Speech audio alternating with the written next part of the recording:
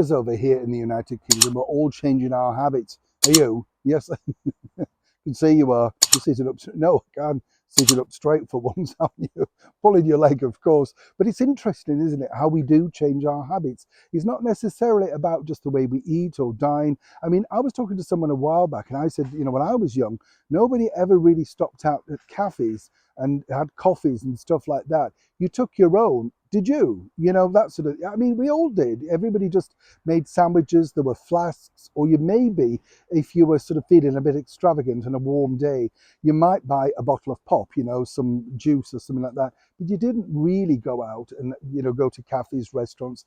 That seems to be more of a modern day thing in the last, perhaps, say, 30 years. It's interesting, isn't it, though, to note exactly that's the problem now regarding, if you think about it, the way that we look and watch television. Because over here in the United Kingdom, it's recently been revealed that less and less people are now watching the British Broadcasting Corporation, affectionately known as ANTI. Now, a lot of people might suggest the whole reason behind this is simply this, you know, that mega license fee that's going up to £172 per person, per household, per year or whatever. It's a lot of money, you know, and when you consider also that they're pushing along with their wokery, cancel culture stuff, a lot of the things you're not interested in, time and time again, one wonders exactly, well, what are you looking at to see exactly what's worth your money?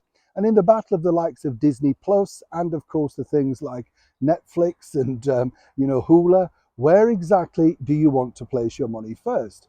But now the BBC have decided to hit back because they're sending around 36 million, that's right, bombarding people, endless notes, reminders, letters to the people that still will and can afford, in their eyes, pay the BBC license fee.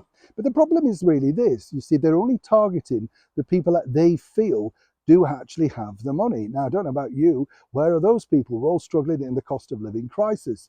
But you see, you'll never notice the BBC going around anywhere where they think is a little bit, shall we say, unsalubrious, and looking in places where they know they simply can't afford it because they know they simply won't get their money.